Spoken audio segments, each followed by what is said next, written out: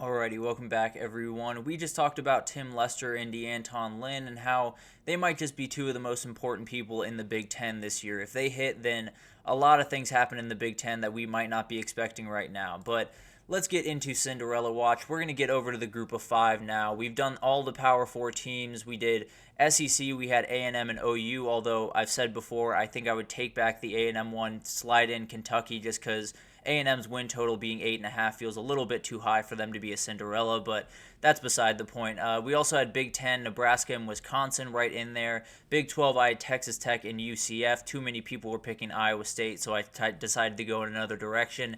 And then the ACC, we had Georgia Tech and SMU. So if you want to check out those segments, they're up on the YouTube page as always. But let's get to the group of five. I wanted to spread some love there. They absolutely deserve some. One team is going to make it to the playoff. Now, it might not be from this group that I'm about to break down here, but it definitely could be. There are some really, really talented teams that might just be lurking just under the surface in some of these conferences. So let's start to break this down. A lot of these teams, obviously, are going to be towards the top of their conference. They're not necessarily going to be the Cinderellas that we broke down in the SEC or the Big Ten or the Big 12 or the ACC, where you're sitting somewhere in the middle. They got to be somewhere towards the top because you got to somehow make that run into the playoff, and it's very rare when you see a team that has a 5.5 win total in a group of five conference make that run up to the top. So these are probably, second or third betting favorites in their conference, but there is a margin between them and the team that's ahead of them. So let's start with the American and let's get into Tulane because this team has a level of talent that not many group of five teams have. They have some guys on this team that really could be playing in the Power Four conferences tomorrow if they really wanted to. Ty Thompson is a really, really fantastic quarterback, a guy I'm really high on. He came over from Oregon after just not really finding his footing there. Wanted to be a starter after Bo Nix left. They went out and got Dylan Gabriel. He found his way over to New Orleans, and I just think he's going to be a really good player. I think he's playing with a little bit of a chip on his shoulder now, which doesn't hurt anyone. I think he has an ability to really, really take this team to the heights they've kind of become comfortable with over there at Tulane. So I definitely think this is going to be a really good team. I think they could be the team that wins the American and goes into the college football playoff because the American is likely where we're going to get that team from. At least if I had to bet right now. That's the conference that I would lean to. And then you also add Mario Williams and Shaz Preston on the outside. Those two guys are just incredible.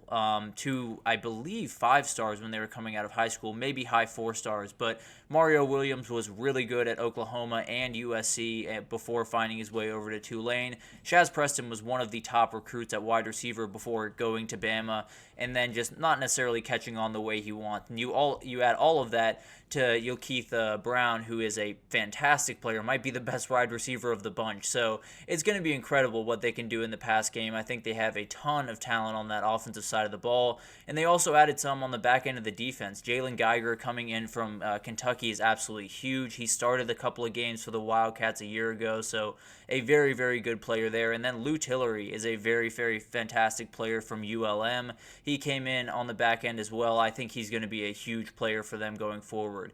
John Sumrall comes in as a new head coach. He was the head coach for 2 years at Troy. He wins. There's no two ways about that. The dude just walks into different situations and wins football games. So I don't think they need to worry about that too much. They are going to be a team that needs to be worried about. But let's move on over to the MAC. And a team that I love going into the season is Miami of Ohio. I think they have a ton of ability, a ton of chance to get into the playoff and maybe play spoiler once they get there. I think they have one of the best quarterbacks in the group of five. When you talk about Brett Gabbert, the brother of Blaine, a very, very good college player in his own right. But this dude is very, very comfortable in this offense. He's been running it for quite some time, can execute at just a ridiculously high level. And I think going into this year, you got to have a ton of confidence for this team. The highest win total in the MAC is 8.5 at Toledo. This one is 7.5, so not necessarily the biggest gap between these two teams by any means. But this is a team that I think could just dominate this conference, if I'm being totally honest. I think they could go 12-1. In fact, I saw someone on the Andy Staples show kind of present that question to him, and I think that would be a playoff team. So it'll be fascinating to watch this team unfold. They're 9th in the country in returning production, which is 2nd in the group of 5, only behind Kennesaw State. And if you know anything about Kennesaw State, they're just making their jump into the FBS. So don't necessarily expect a huge year from the Owls, but would be incredible to watch, that's for sure.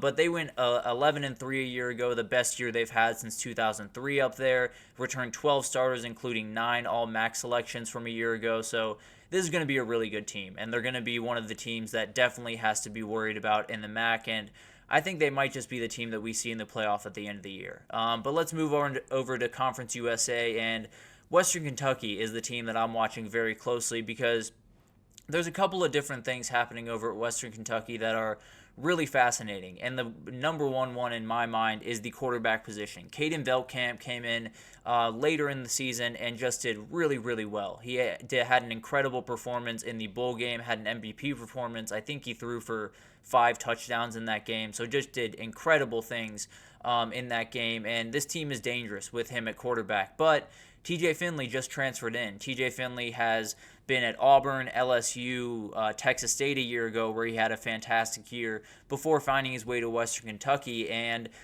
he's probably the more talented guy, on paper at least. But I don't know. Caden Veltkamp had really shown that he is a leader. He is someone that can really run this offense very effectively, and I'd bet on him to be the starter week 1, but it'll be a very interesting thing to watch there. But Western Kentucky is a team that they're just going to score. They're going to score a ton, and they're going to score very often, and it's going to be really tough to stop them. That's why Malachi Corley was such a high draft pick, because they were going his direction very, very often. I'll put it that way. I think it's going to be tons of 10 personnel, which is 1 running back, 0 tight end, so 4 wide receivers out on the field. They're going to spread you out. They're going to do a ton of different things in the pass game and just make it really tough for you to slow them down. And then they got 2 big-time transfers from the SEC on the defensive side of the ball. They got DeMarco Williams, who came in from Ole Miss, and then Kent Robinson came in from Texas A&M. So 2 huge additions on the back end just to kind of give a blanket over the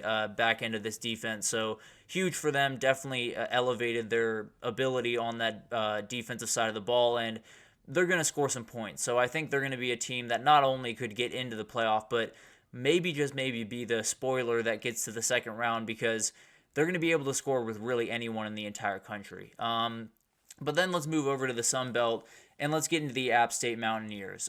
Joey Aguilar is one of the best quarterbacks in the group of 5. He might be the best quarterback in the group of 5, frankly. He set a ton of school records a year ago in 2023. They also added Charles Wright from Texas in the portal at that position, so they look like they're going to be okay going forward, even if Joey Aguilar goes down with an injury, which hopefully he doesn't, obviously. But if he does, Charles Wright, I think, is a very talented kid that can step right in and really play good football.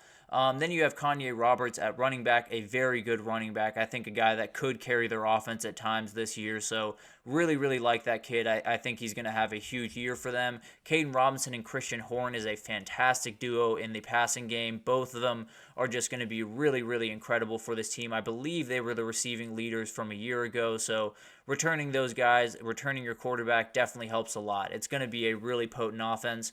The defense is definitely going to be really solid. You have Avarian Cole, you have Jordan Favors, Ethan Johnson on the back end, all really good players.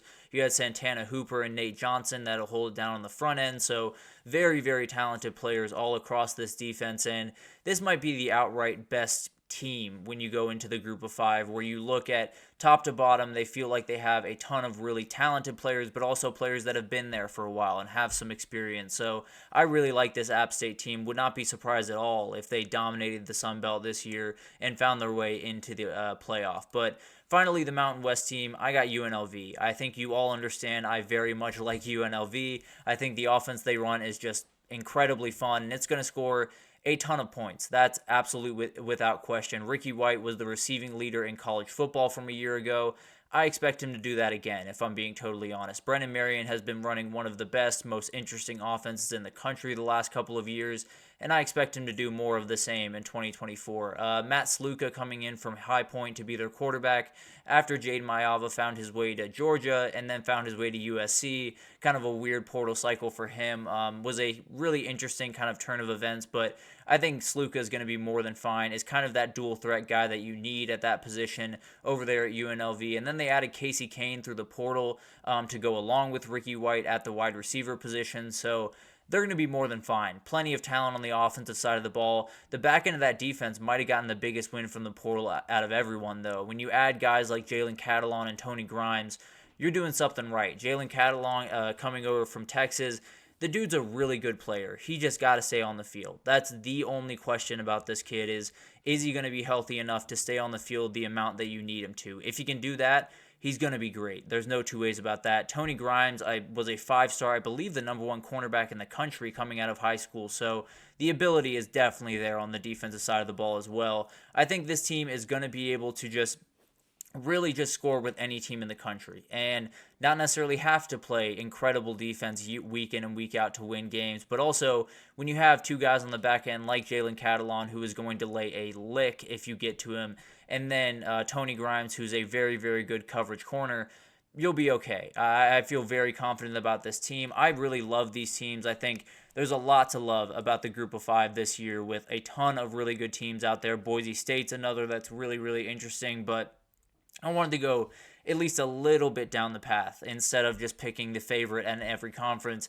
I might have picked the second favorite if I'm being totally honest, but I think these are the teams that I'm watching very closely. Tulane and UNLV are the ones that have a little special place in my heart. Just really like those teams, really like those rosters. But I think the team that has the best chance to pull this off is probably App State. That's probably the best team of the bunch, the team that has a ton of returning production as well as experience. So I feel very confident in App State, at least to put together a really good season and be in that conversation for the playoff spot. So it'll be interesting to see that unfold. The first time the group of 5 has a guaranteed spot, and there are plenty of people that will have a big time say in what happens with that spot. So it'll be interesting to follow, but we'll take our final break here. When we come back, we're going to do a little bit of a new segment called Tommy's Guys of 2024.